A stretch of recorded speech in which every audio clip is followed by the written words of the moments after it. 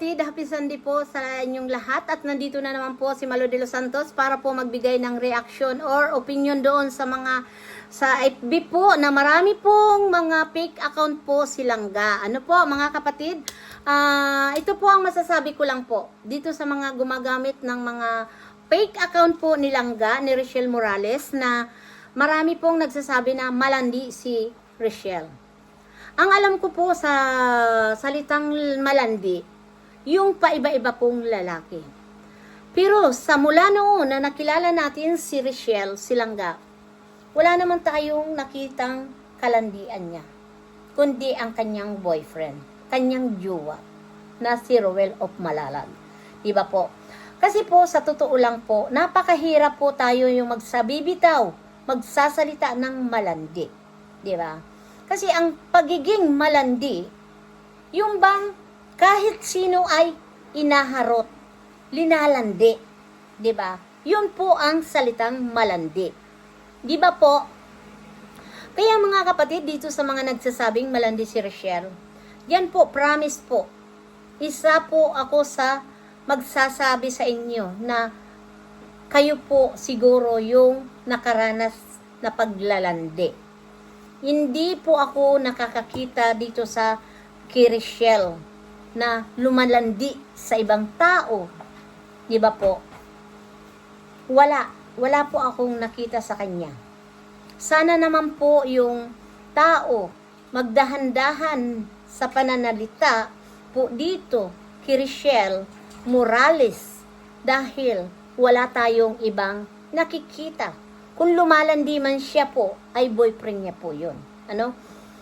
At yung pagpunta niya sa Malalag, kasama niya po ang tatay niya, si Tatay Rizal. Para lang po sumuporta sa pamilya ni Dodong. Di ba? Hindi siya pumunta doon para lang makipaglandian. Pumunta siya doon para suportahan niya ang kanyang boyfriend.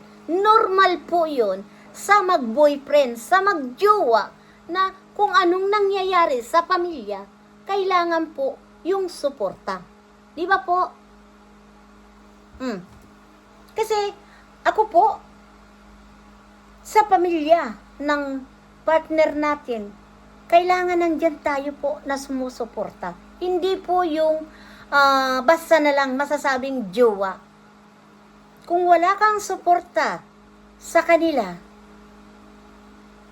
hindi po yun matatawag na mahal mo ang isang partner mo. Pero po silangga, sa murang edad niya, nakita ko po kung paano niya minahal si Dodong at kung paano sila minamahal nila ang kanilang pamilya. 'Di ba? Nakikita natin kay Richelle yung pagiging matured. Akalain mo sa edad ng 18 or 19? 18 ba o 19 si Richelle? Nakita ko po yung pagiging strong na talagang tumatayo na pangalawang magulang sa kanyang mga kapatid. Ba, nakakahanga po yun mga kapatid, ang kagaya ni Richelle. Pero hindi deserve ni Richelle yung sasabihan ninyong malandi. Bakit? Sino ba ang linalandi ni Richelle? Mayroon na ba kayong nakita na kalandian ni Richelle para sabihan nyo malandi? No? Ako, para sa inyo po, mga kapatid, na nagsasabi, baka kayo yun na nakakaranas. Diba? Pero, hanggat nakikita ko po na ganyan si Richelle, never po akong sasang-ayon sa mga sinasabi mo. 'Di ba? At saka naman po, yung mga gumagawa ng mga fake account, please, stop po. Respeto po. No? Gumawa kayo ng sarili niyong account. Huwag gagamitin account ni Langga, yung mukha ni Langga. At mayroon din po kidodong. Huwag niyo pong gagamitin dahil hindi po maganda yun. Nakakasira po yun sa inyo mismo. Ano po? Di ba kayo nakukonsensya?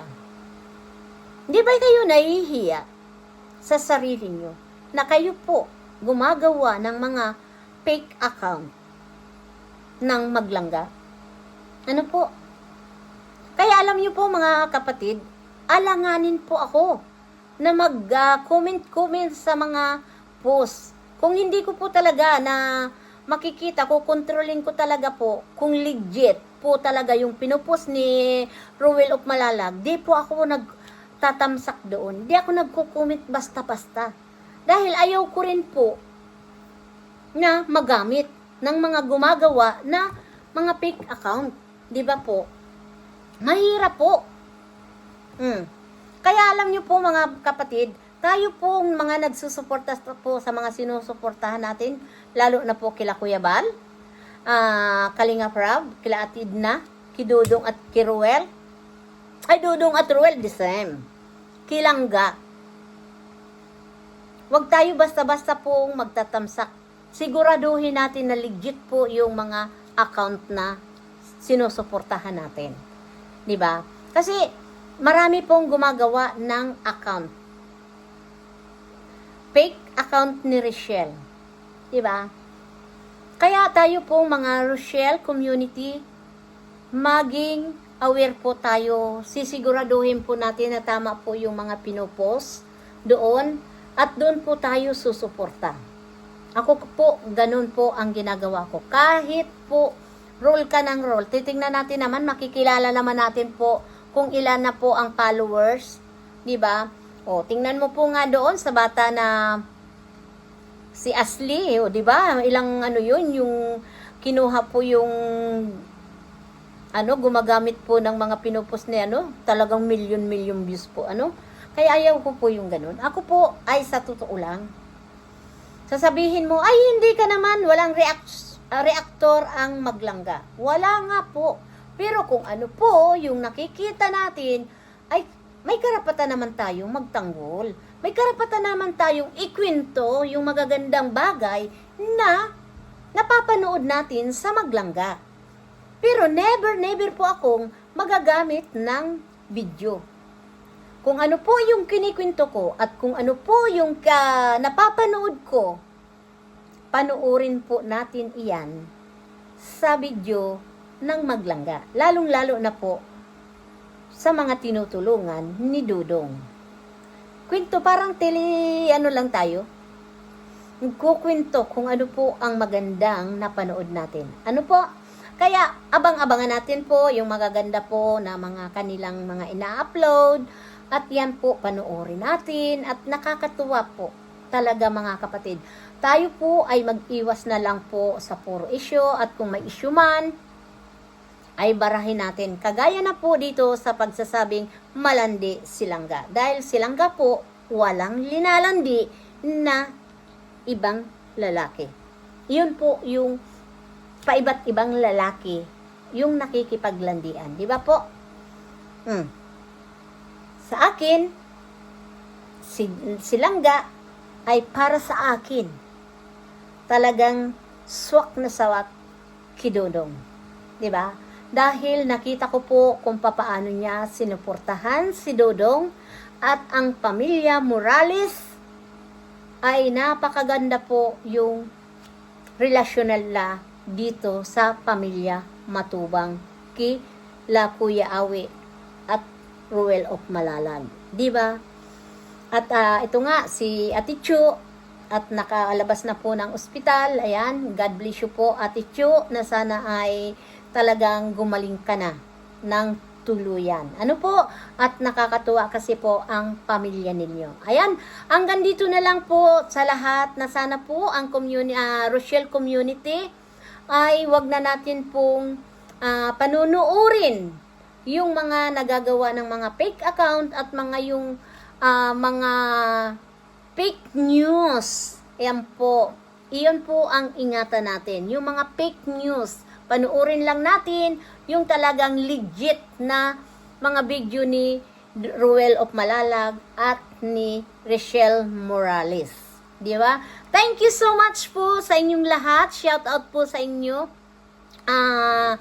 Hanggang dito na lang. At ako talaga po ay nagpapasalamat sa Rochelle community na hindi nyo po ako iniiwan. Thank you!